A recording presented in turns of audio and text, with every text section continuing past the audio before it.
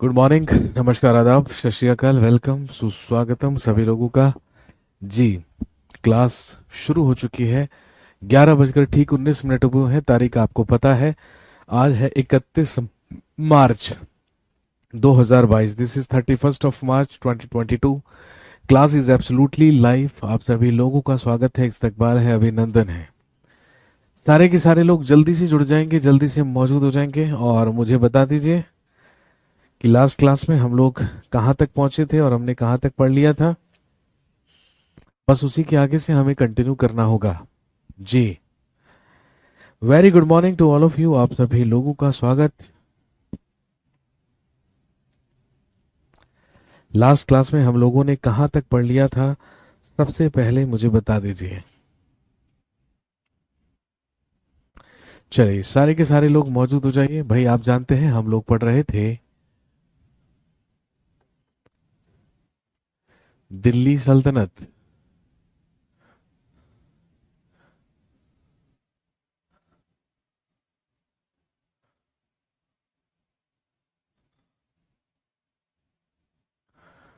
हम लोग पढ़ रहे थे दिल्ली सल्तनत, which is a period of 1206 to 1526। 1206 ईस्वी से लेके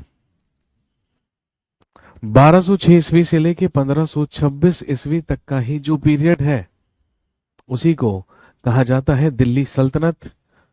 दिल्ली सल्तनत में सबसे पहला राजवंश हम कंप्लीट कर चुके हैं, जिसमें हमने पढ़ा था स्लेव डायनेस्टी या गुलाम वंश। और मैंने आपको बताया था कि स्लेव डायनेस्टी गुलाम वंश का अंतिम सुल्तान हुआ कैमुर्स, और उस कैमुर्स की हत्या ही करके मलिक फिरोज ने दिल्ली सल्तनत में एक और वंश की स्थापना की, जिसे हम जानते हैं खिलजी डायनेस्टी के नाम से।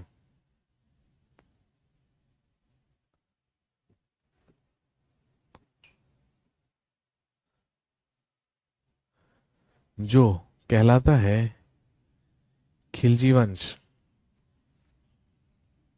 1290 ईस्वी से लेके 1320 ईस्वी तक दिल्ली सल्तनत में चला खिलजी वंश या खिलजी डायनेस्टी। तो चलिए जी, जल्दी से हेडिंग डाल लीजिए। खिलजी डायनेस्टी या खिलजी वंश 1290 से 1320। जल्दी से सारे के सारे लोग जुड़ेंगे, फटाफट से हेडिंग डालिए। बस मैं 1 मिनट में आता हूं, पानी की बोतल भर के।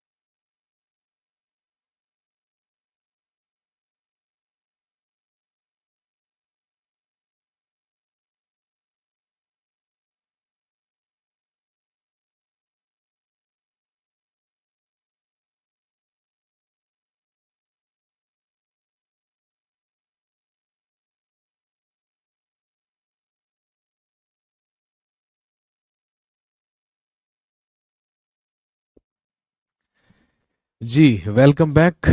आप सभी लोगों का एक बार फिर से स्वागत। हेडिंग डाल लीजिए दिल्ली सल्तनत 1206 से 1526, जिसमें हम आज शुरू करेंगे खिलजी डायनेस्टी या खिलजी वंश।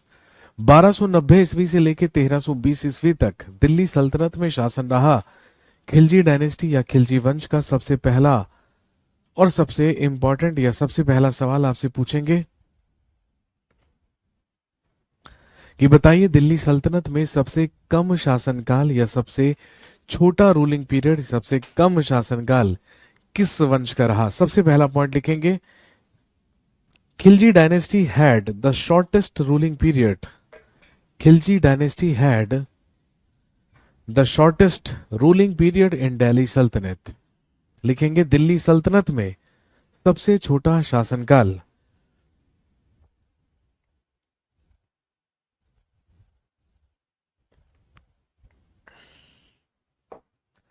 दिल्ली सल्तनत में सबसे छोटा शासनकाल खिलजी वंश का रहा। केवल 30 साल 1290 से लेकर 1320 ईस्वी तक शासन किया खिलजियों ने, खिलजी डायनेस्टी ने। और लिखेंगे the founder of Khilji dynasty या खिलजी वंश का संस्थापक हुआ। लिखिए जलालुद्दीन फिरोज खिलजी।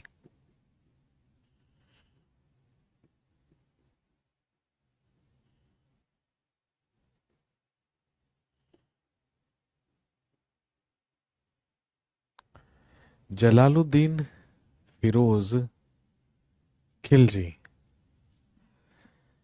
खिलजी वंश की स्थापना जलालुद्दीन फिरोज खिलजी के द्वारा की गई।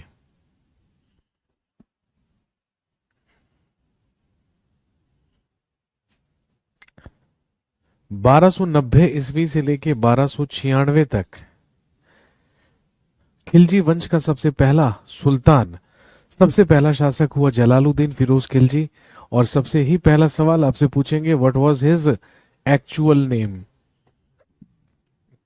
लिखेंगे हिज एक्चुअल नेम वाज, या इसका वास्तविक नाम था Malik Firoz. His actual name was Malik Firoz. इसका वास्तविक नाम मलिक फिरोज था। His actual name was Malik Firoz.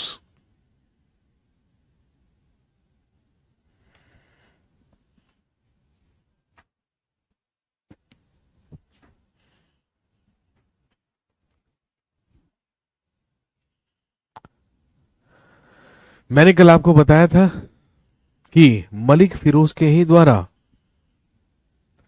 कैमुर्स को सिंहासन से हटाकर या कैमुर्स की हत्या करके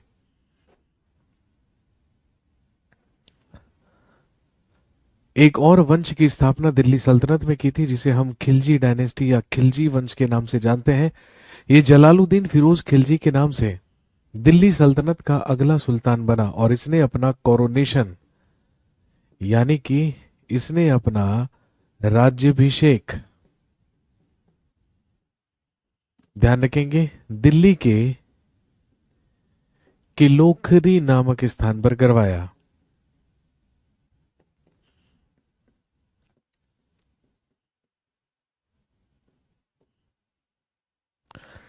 दिल्ली का किलोखरी नामक स्थान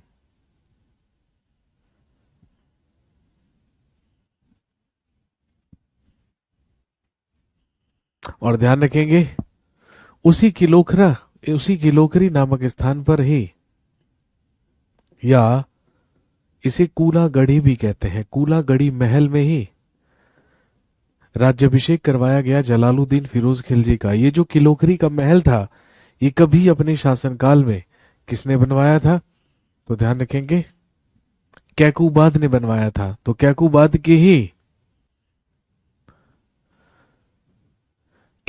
के ही किलोखरी के महल में दिल्ली में इसने अपना राज्याभिषेक करवाया और दिल्ली का अगला सुल्तान बन गया जलालुद्दीन फिरोज खिलजी।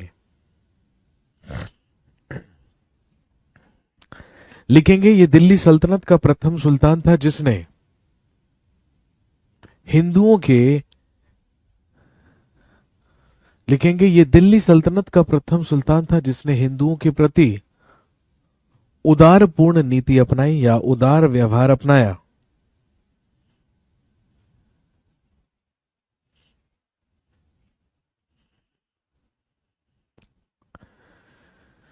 लिखेंगे he was the first liberal sultan for Hindus in Delhi Sultanat. ये दिल्ली सल्तनत में हिंदुओं के लिए प्रथम उदार सुल्तान था। भाई अभी तक जितने भी सुल्तानों के बारे में हमने पढ़ा, जितने भी शासकों के बारे में पढ़ा, उसमें से कोई भी ऐसा अभी तक सुल्तान नहीं था जिसने हिंदुओं के लिए उदारपूर्ण नीतियां और व्यवहार अपनाया हो। लेकिन जलालुद्दीन फिरोज खिलजी को ऐसा पहला सुल्तान माना जाता है जिसने भाई जो लिबरल था, जो उदार था, किसके लिए? फॉर हिंदूज या हिंदुओं के लिए। मैंने आपको बताया था ये कैकुबाद के शासनकाल में उसका वजीर हुआ करता था, उसका प्रधानमंत्री हुआ करता था। और ध्यान रखेंगे, लिखेंगे कैकुबाद,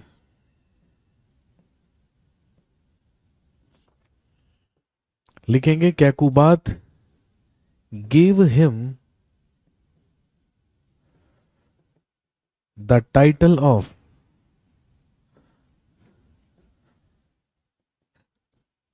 शाइस्ता खान।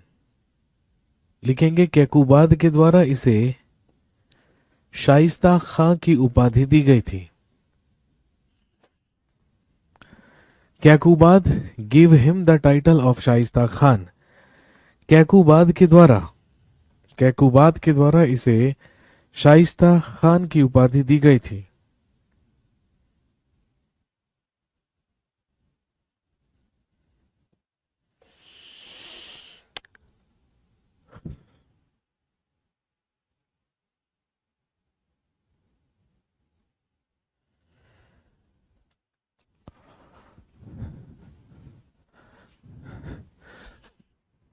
जलालुद्दीन फिरोज खिलजी के ही समय में, इसी के शासनकाल में, लिखेंगे 1293 में हुआ अटैक ऑन देवगिरी, या लिखिए देवगिरी पर आक्रमण।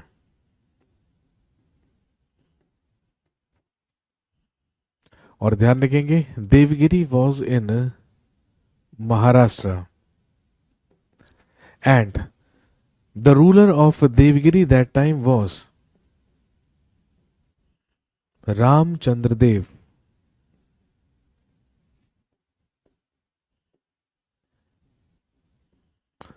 लिखेंगे इसी के शासनकाल में 1393 ईस्वी में, 1293 ईस्वी में, इसी के शासनकाल में, इसी के शासनकाल में 1293 ईस्वी में देवगिरी पर आक्रमण हुआ।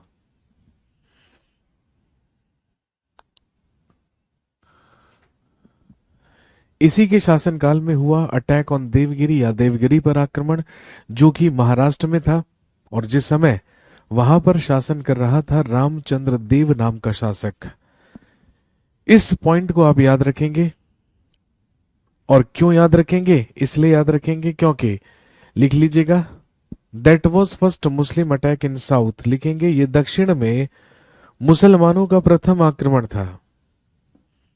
That was first Muslim attack in south, ये दक्षिण में मुसलमानों का प्रथम आक्रमण था।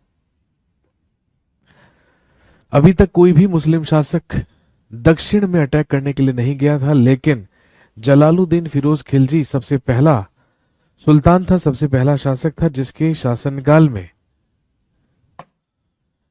शासनकाल में दक्षिण भारत में क्या हुआ? आक्रमण हुआ। हालांकि ये महाराष्ट्र में था। भाई आप जानते हैं कि उस समय हिंदुस्तान केवल दो भागों में विभाजित था, उत्तरापथ यानी कि उत्तर भारत और दक्षिणापथ यानी कि दक्षिण भारत। तो ध्यान रखेंगे उस समय देवगिरी का शासक रामचंद्र देव हुआ करता था। किस वंश का था? भाई लिख लीजिए, जरूरत नहीं है वैसे, लिख लीजिए यादव वंश। ये यादव वंश का शासक हुआ करता था। जलालुद्दीन फिरोज खिलजी का ही एक भतीजा हुआ करता था। जो इसका दामाद भी था। और आप जानते हैं ये इतिहास में प्रसिद्ध है अलाउद्दीन खिलजी के नाम से।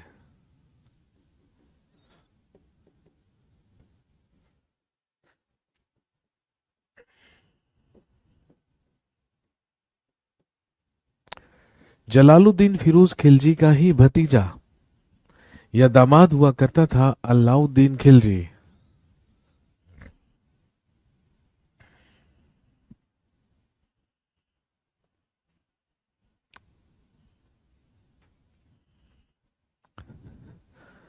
और ध्यान रखेंगे अलाउद्दीन को इक्तेदार नियुक्त किया गया कड़ा नामक स्थान का। दिल्ली सल्तनत का ही एक इक्ता हुआ करता था कड़ा मानकपुर। और बेसिकली ये जो कड़ा मानकपुर था ये आज वर्तमान में कहां पर है, नियर कोशाम्बी। भाई उत्तर प्रदेश में प्रयागराज से जस्ट पहले जो कोशाम्बी नामक स्थान पड़ता है बस उसी के समीप क्या हुआ करता था, कड़ा मानकपुर नामक एक इक्ता हुआ करता था और वहीं का इक्तेदार हुआ करता था अलाउद्दीन खिलजी जो उसका भतीजा था। और दोस्तों ध्यान रखेंगे आपसे पूछेंगे what was the actual name of Alauddin Khilji. Alauddin Khilji का वास्तविक नाम क्या था? ध्यान रखेंगे his actual name was Ali Gurshasp.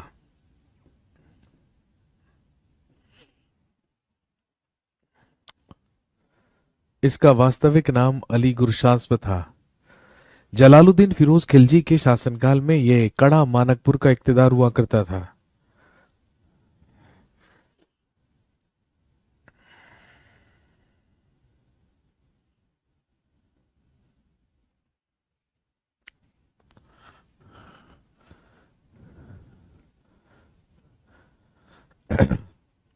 अगला पॉइंट लिखेंगे, अगला पॉइंट लिखेंगे third attack of मंगोलॉइड्स।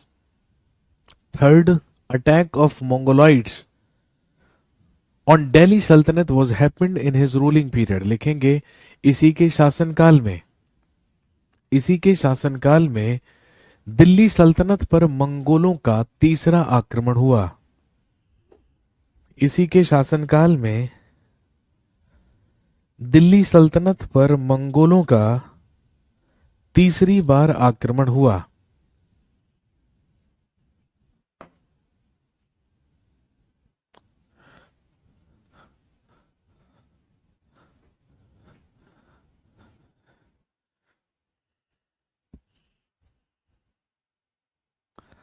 Jalaluddin Firoz Khilji के ही समय में मंगोलों का तीसरी बार आक्रमण हुआ। और लिखेंगे to defend that attack, to defend that attack he sent Alauddin Khilji. उस आक्रमण को नियंत्रित करने के लिए, उस आक्रमण को नियंत्रित करने के लिए इसने अलाउद्दीन खिलजी को भेजा। लिखेंगे अलाउद्दीन डिफीटेड मंगोलॉइड्स। अलाउद्दीन ने मंगोलों को पराजित किया। अलाउद्दीन डिफीटेड मंगोलॉइड्स। अलाउद्दीन खिलजी ने मंगोलों को पराजित किया। लेकिन ध्यान रखेंगे मंगोलों की सारी सेना वापस मंगोलिया नहीं लौटी। कुछ सैनिक दिल्ली में आए और दिल्ली में आकर उन्होंने जलालुद्दीन फिरोज खिलजी से दिल्ली में ही रहने के लिए शरण मांगी। उन्हीं मंगोलों के लिए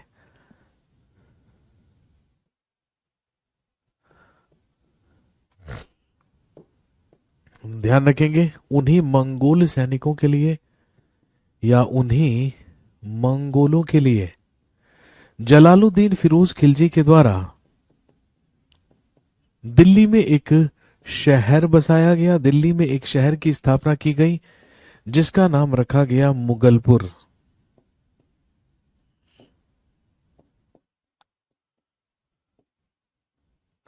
और इसी मुगलपुर नामक स्थान पर मंगोल सैनिकों को शरण दी गई जलालुद्दीन फिरोज खिलजी के द्वारा।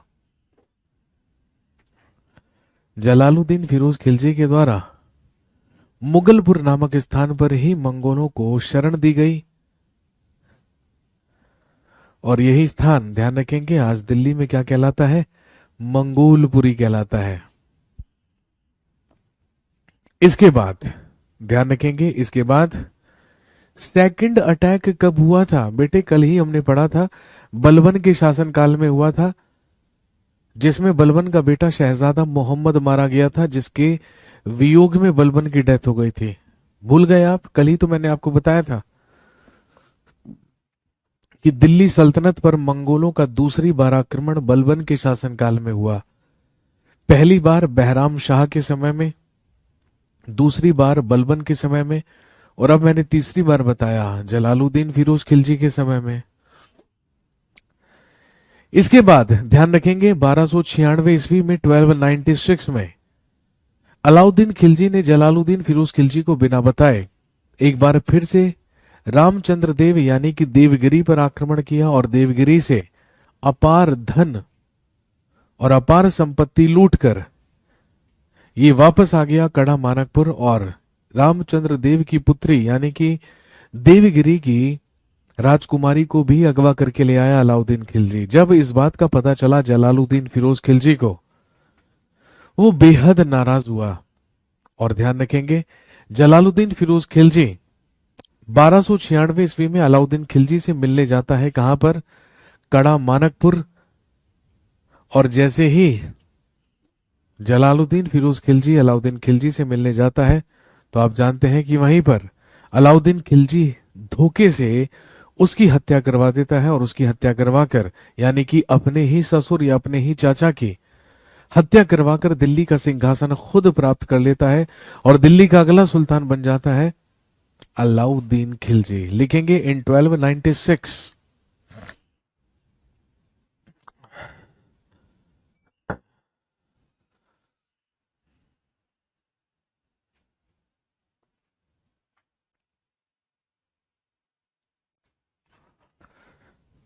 लिखेंगे इन 1296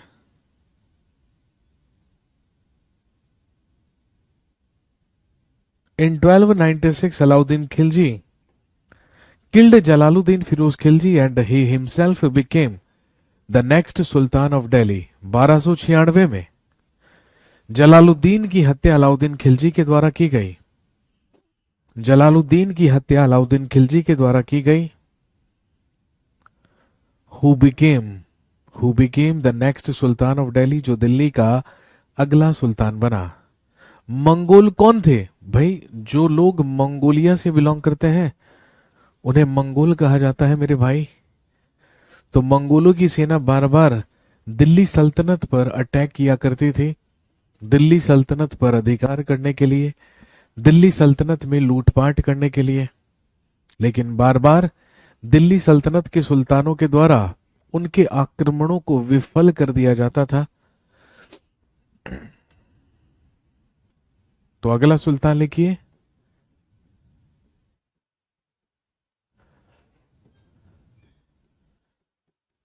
अलाउद्दीन खिलजी।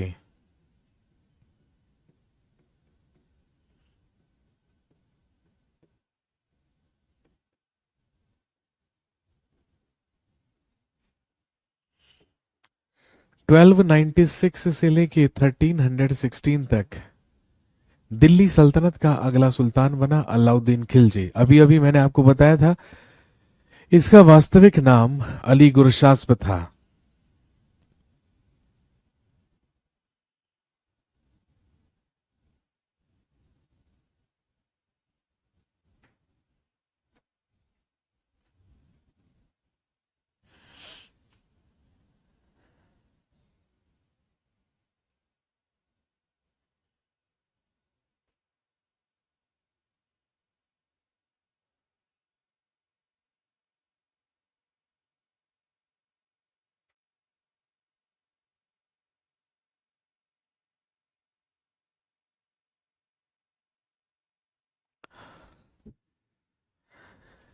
लिखिए अलाउद्दीन खिलजी, जिसका वास्तविक नाम था अली गुरशास्प।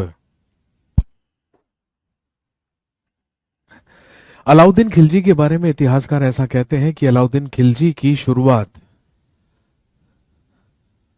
धोखे से हुई, बिल्कुल हुई, क्योंकि इसने धोखे से ही अपने चाचा या अपने ससुर जलालुद्दीन फिरोज खिलजी की हत्या की और उसका सिंहासन हड़पा, उसका सिंहासन प्राप्त किया।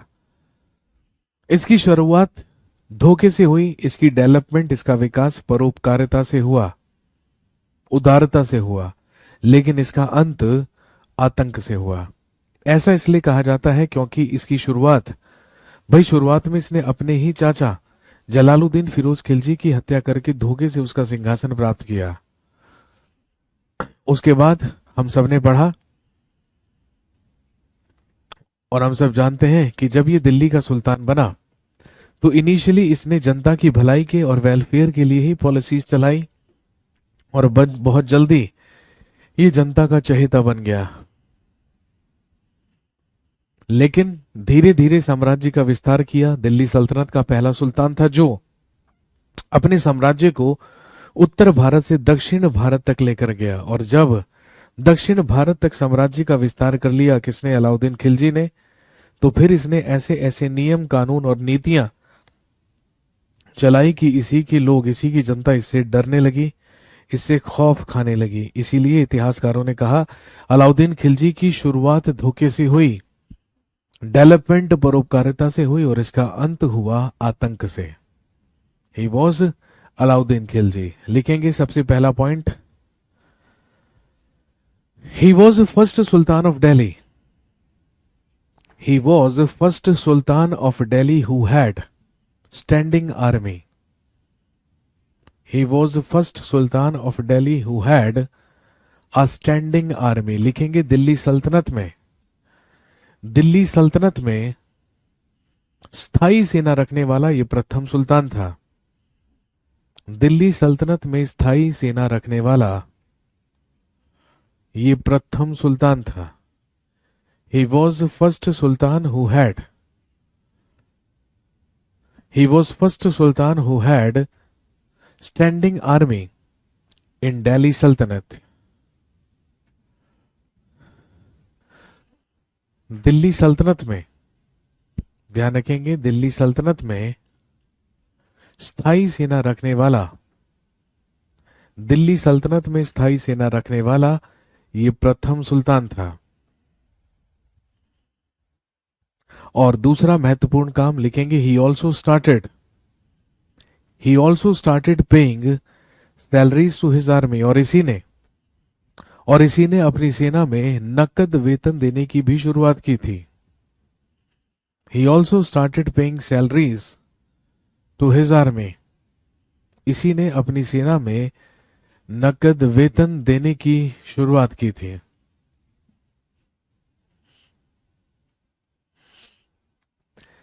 स्टैंडिंग आर्मी का मतलब है यहां पर स्थायी सेना से। भाई मैंने आपको बताया कि पहले क्या हुआ करता था, सैनिकों को या जो सेना हुआ करती थी उसमें कोई भी सैलरी या कोई भी वेतन नहीं दिया जाता था।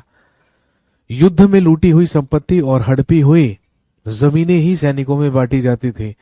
लेकिन अलाउद्दीन खिलजी ने अपनी सेना को स्थायी बनाया और उन्हें नकद वेतन देने की शुरुआत की।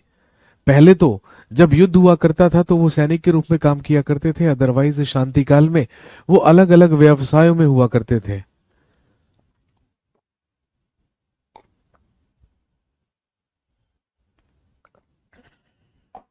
लेकिन अलाउद्दीन खिलजी के शासनकाल से अब एक सैनिक का काम केवल और केवल क्या था, सैनिक के रूप में कार्य करना। इसीलिए उसे प्रति माह क्या दिया जाता था, वेतन दिया जाता था, उसे प्रति माह सैलरी दी जाती थी।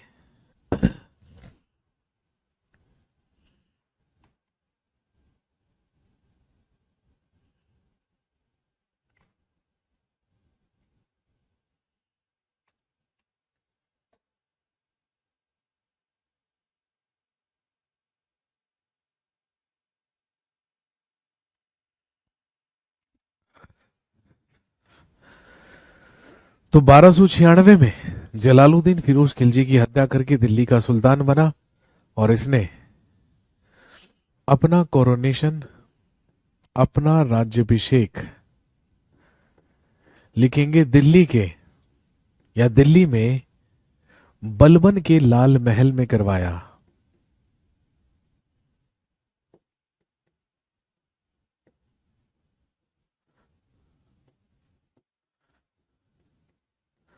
लाल महल जो कि कभी ग्यासुद्दीन बलबन के द्वारा बनवाया गया था, कैकूबाद के द्वारा बनवाया गया था, किलोखरी का महल, जहां पर अपना राज्यभिषेक करवाया जलालुद्दीन फिरोज खिलजी ने।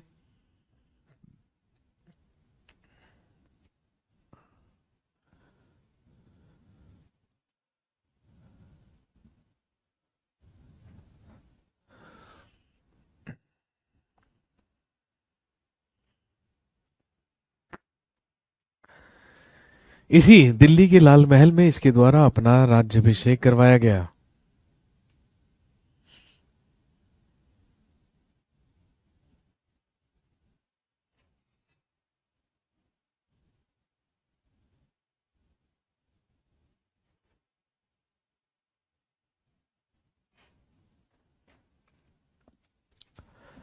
लिखेंगे अमीर खुसरो।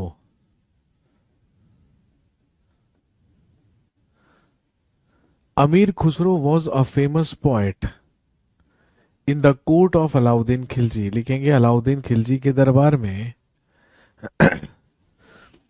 अमीर खुसरो नामक प्रसिद्ध कवि हुए।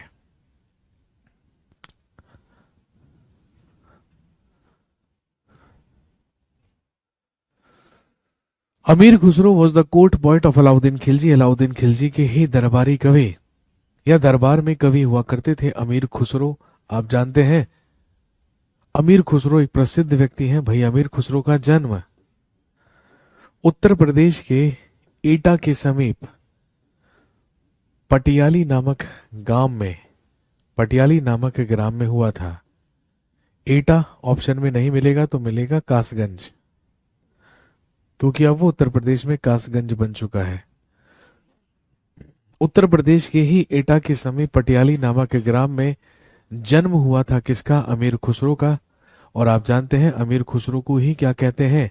तूती ए हिंद। इन्हें हिंदुस्तान की आवाज कहा जाता है।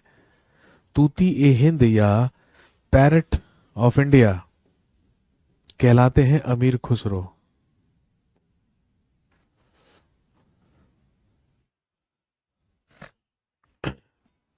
ध्यान रखेंगे अमीर खुसरो के ही द्वारा सितार और तबले का आविष्कार किया गया था। अमीर खुसरो के ही द्वारा विकसित की गई थी खड़ी बोली। आप जानते ही हैं पश्चिमी उत्तर प्रदेश में बोली जाने वाली बोली क्या कहलाती है? खड़ी बोली। इसका विकास करने का श्रेय भी किसे जाता है? अमीर खुसरो को जाता है। अमीर खुसरो के गुरु दिल्ली के प्रसिद्ध सूफी संत हुआ करते थे, जिन्हें हम जानते हैं हजरत निजामुद्दीन औलिया के नाम से। आप जानते होंगे दिल्ली के फेमस सूफी सेंट हुए हैं हजरत निजामुद्दीन औलिया। तो हजरत निजामुद्दीन औलिया के ही शिष्य हुआ करते थे अमीर खुसरो।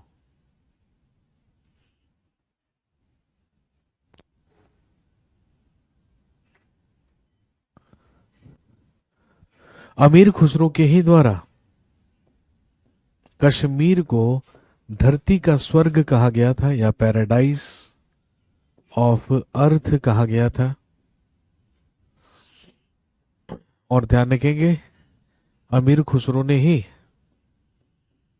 अलाउद्दीन खिलजी को उपाधि दी थी और कहा था सुल्तान जहां, यानी कि विश्व का सुल्तान।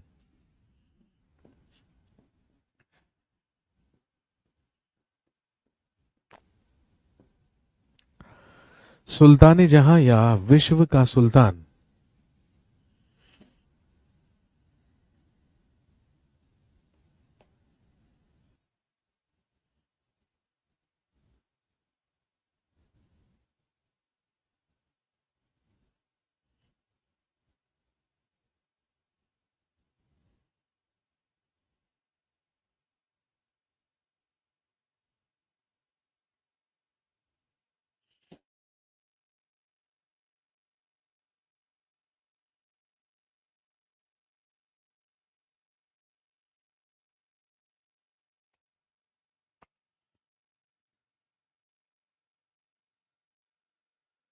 अमीर खुसरो के ही द्वारा अमीर खुसरो के ही द्वारा अलाउद्दीन खिलजी को उपाधि दी गई थी और कहा गया था सुल्तान जहां या विश्व का सुल्तान।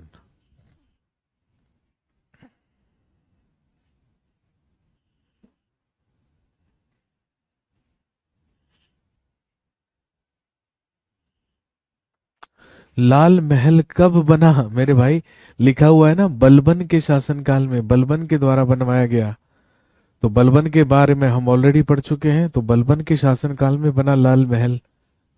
अब स्वाभाविक सी बात है कि भाई लाल महल दिल्ली के लाल किले जितना तो फेमस नहीं होगा।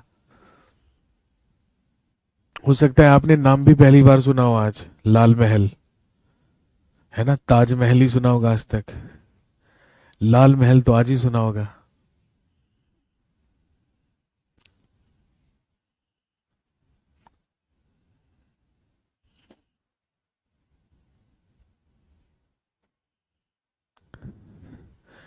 इसके बाद हम बात करते हैं अलाउद्दीन खिलजी के मिशन के बारे में, अलाउद्दीन खिलजी के अभियानों के बारे में।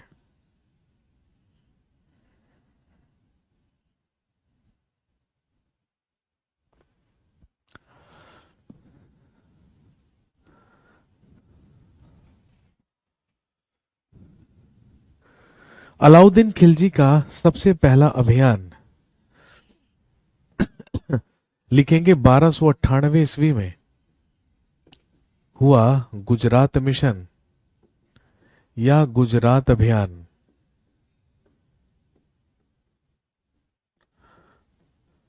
अलाउद्दीन खिलजी का सबसे पहला अभियान माना जाता है 1298 में, 1298 ईस्वी में गुजरात मिशन या गुजरात अभियान। जिस समय वहां का शासक हुआ करता था, लिखेंगे रायकरण वघेला। उस समय वहां का शासक रायकरण वघेल था, या जिसे आप कर्णदेव भी कह सकते हैं। उस समय वहां का शासक था कर्णदेव।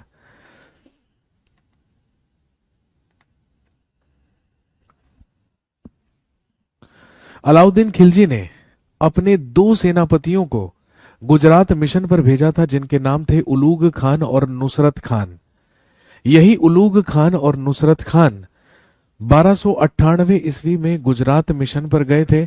और जब ये गुजरात मिशन पर गए थे, तो ध्यान रखेंगे रास्ते में ही, on the way,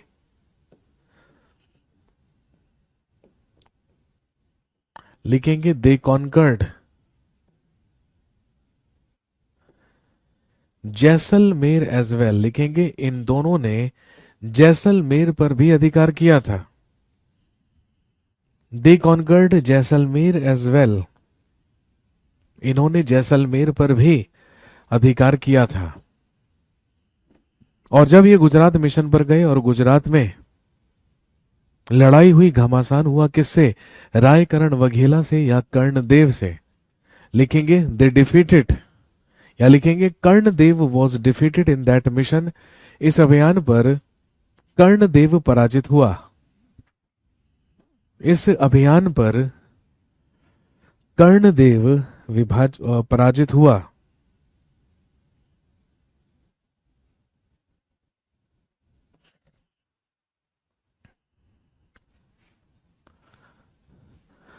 Karandev was defeated in that mission. इस अभियान पर कर्णदेव पराजित हुआ।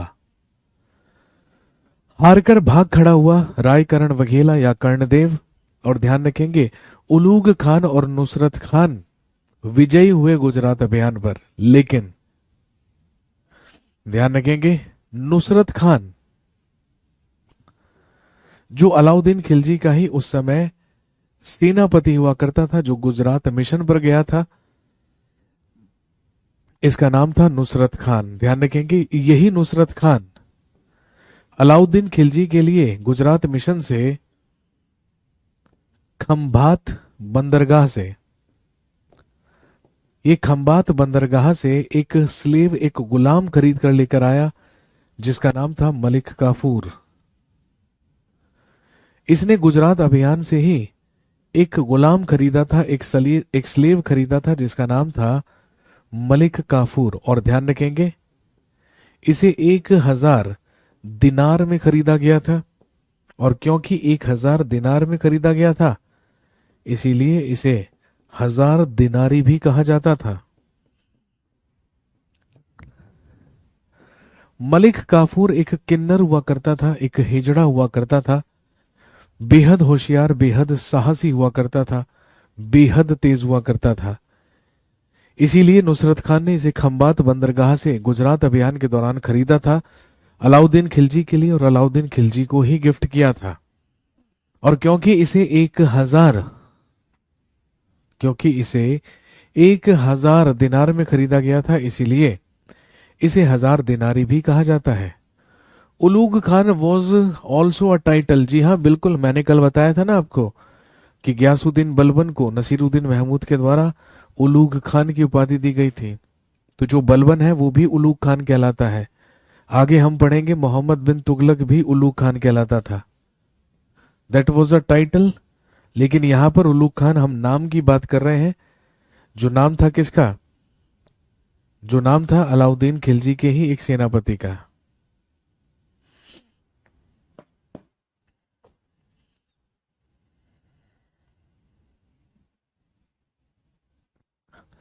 इसके बाद 1301 लिखेंगे 1301 ईस्वी में हुआ रणथंबोर मिशन।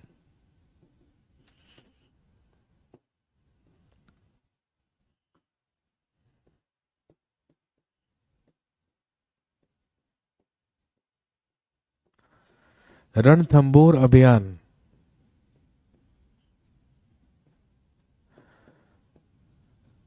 आपसे पूछेंगे the ruler of who was the ruler of Ranthambore that time.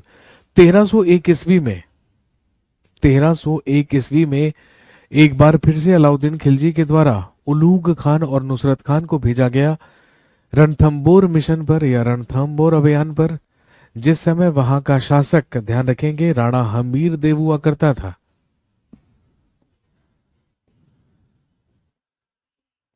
इस समय यहां का शासक था राणा हमीर देव।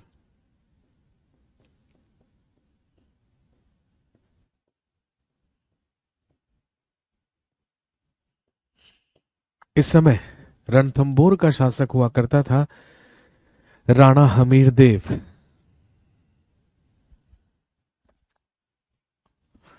लिखेंगे during that mission Nusrat Khan was killed. इसी अभियान के दौरान, लिखेंगे इसी अभियान के दौरान नुसरत खान मारा गया। इसी अभियान के दौरान नुसरत खान मारा गया। और जब नुसरत खान मारा गया तो अलाउद्दीन खिलजी ने खुद सेना का नेतृत्व करते हुए अटैक किया रणथंबोर पर। और लिखेंगे in that mission Rana Hammir Dev was died, या लिखेंगे वॉज किल्ड। इसी अभियान के दौरान राणा हमीर देव की भी हत्या कर दी गई। During that mission Rana Hammir Dev was killed. इस अभियान के दौरान राणा हमीर देव की हत्या की गई।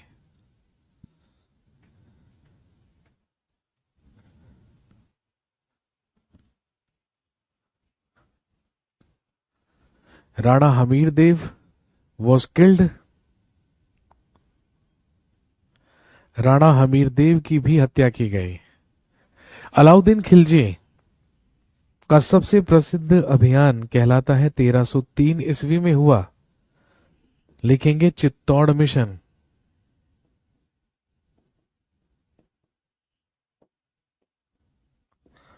आप सब जानते हैं राजस्थान में है चित्तौड़गढ़। उसी चित्तौड़गढ़ पर आक्रमण किया गया था अलाउद्दीन खिलजी के द्वारा। और आप जानते हैं उस समय चित्तौड़ का शासक हुआ करता था महारावल रतन सिंह। और रतन सिंह की ही पत्नी हुआ करती थी महारानी पद्मिनी यानी कि महारानी पद्मावती। और आप जानते हैं अलाउद्दीन खिलजी के चित्तौड़ मिशन के बारे में जानकारी हमें एक उपन्यास से मिलती है, हमें एक नोवेल से मिलती है। ये नोवेल कहलाता है पद्मावत। आपने मूवी देखी होगी पद्मावत, बस वही पूरी की पूरी कहानी है इस नोवेल की। पद्मावत नामक उपन्यास से ही हमें जानकारी मिलती है अलाउद्दीन खिलजी के चित्तौड़ मिशन के बारे में। कहने का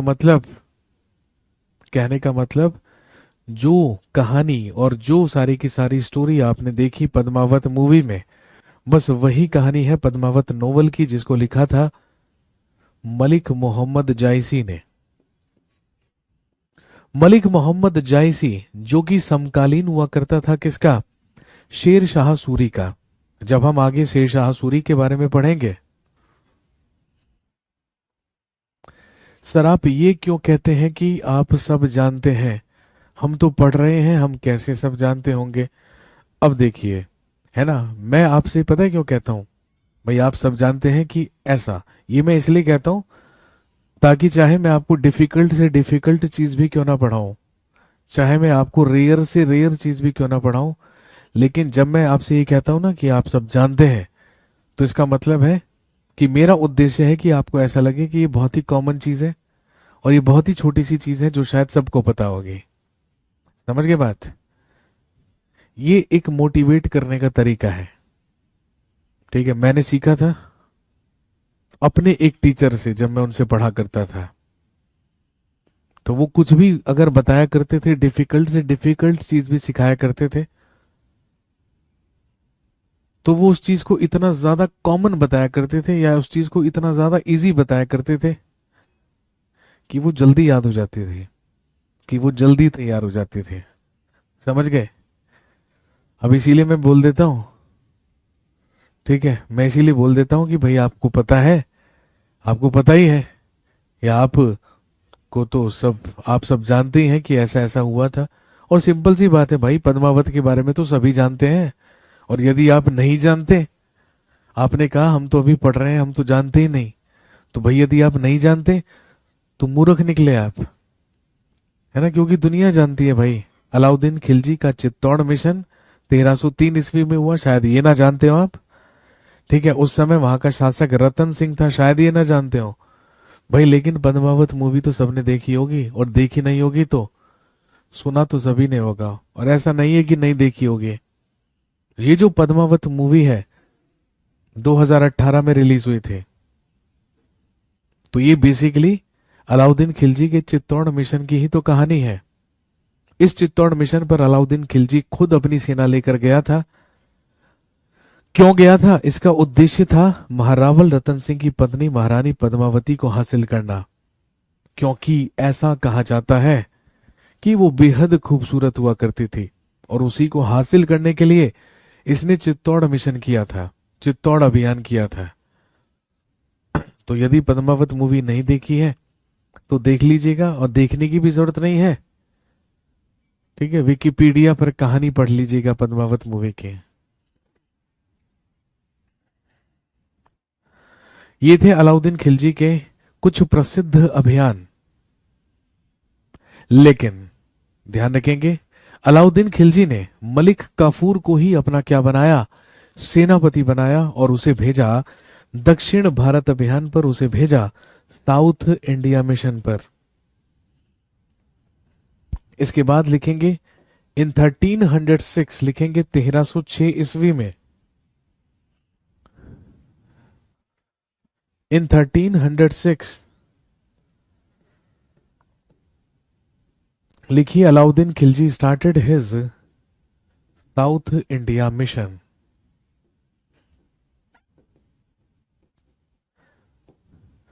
1306 ईस्वी में अलाउद्दीन खिलजी ने अपना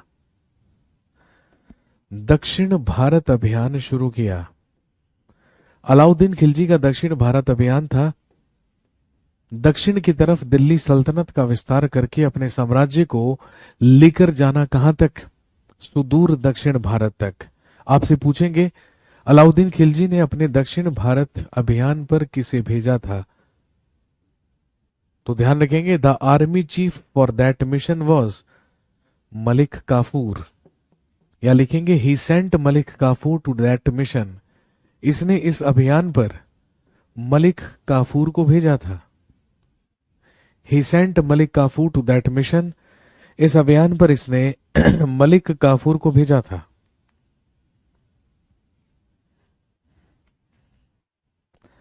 और इसका उद्देश्य था अपने साम्राज्य का विस्तार करना टुवर्ड्स साउथ इंडिया या दक्षिण भारत।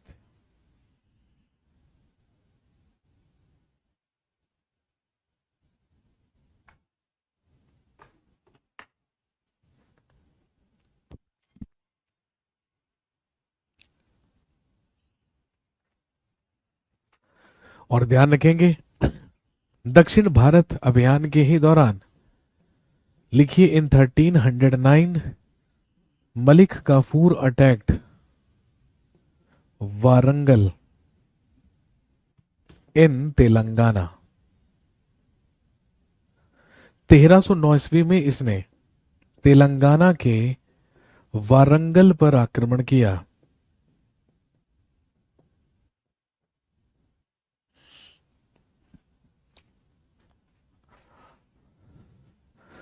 तेरह सौ नौ ईस्वी में इसने तेलंगाना के वारंगल पर आक्रमण किया। ही अटैक्ड वारंगल इन तेलंगाना। उस समय ध्यान रखेंगे, the ruler of Warangal was, उस समय वारंगल का शासक हुआ करता था प्रताप रुद्रदेव। उस समय वारंगल का शासक हुआ करता था प्रताप रुद्रदेव।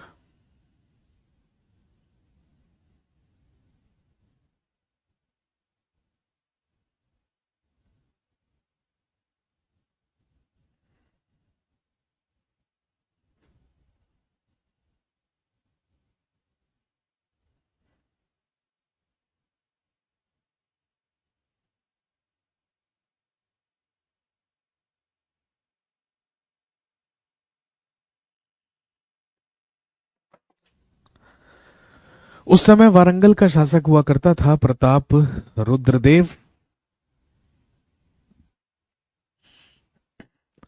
लिखेंगे ड्यूरिंग दैट मिशन, इसी अभियान के दौरान Pratap Rudradev surrendered in front of Malik Kafur.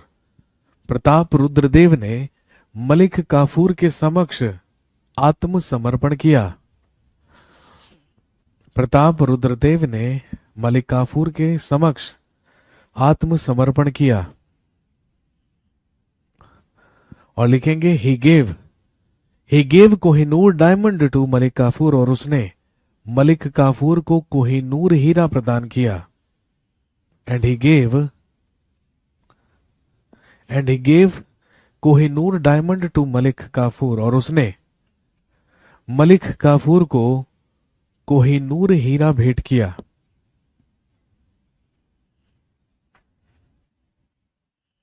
He gifted Kohinoor diamond और he gave Kohinoor diamond to Malik Kafur, इसने मलिक काफूर को कोहिनूर हीरा भेंट किया। आपसे सवाल पूछेंगे कि बताइए, कोहिनूर हीरे को दक्षिण भारत से उत्तर भारत लेकर आने वाला कौन था? He was Malik Kafur. और दिल्ली सल्तनत का सबसे पहला सुल्तान जिसे कोहिनूर हीरा मिला वो कौन था? अलाउद्दीन खिलजी। अब अलाउद्दीन खिलजी साम्राज्य को दक्षिण भारत तक विस्तृत कर चुका था। अब इसी के बाद अलाउद्दीन खिलजी के द्वारा कई नीतियां और कई चीजें ऐसी लागू की गई, चलाई गई, जिससे जनता क्या हुई? आतंकित। तो ये बात थी अलाउद्दीन खिलजी के मिशंस के बारे में। आज की कहानी को यहीं तक रखते हैं। अगली क्लास में जब आपसे मिलेंगे कहानी को यहीं से कंटिन्यू करेंगे। मुझे याद दिलाइएगा कि हमने अलाउद्दीन खिलजी के दक्षिण भारत अभियान तक पढ़ लिया था। इसी के बाद हम आगे बढ़ेंगे। कोहिनूर हीरा हीरा यादव वंश का था? जी नहीं, ये जो प्रताप रुद्रदेव है ना, ये काकातीय वंश का था। ही was the ruler of Kakatiya dynasty, ये काकातीय वंश का शासक था। चलिए बाकी करते हैं नेक्स्ट क्लास में। थैंक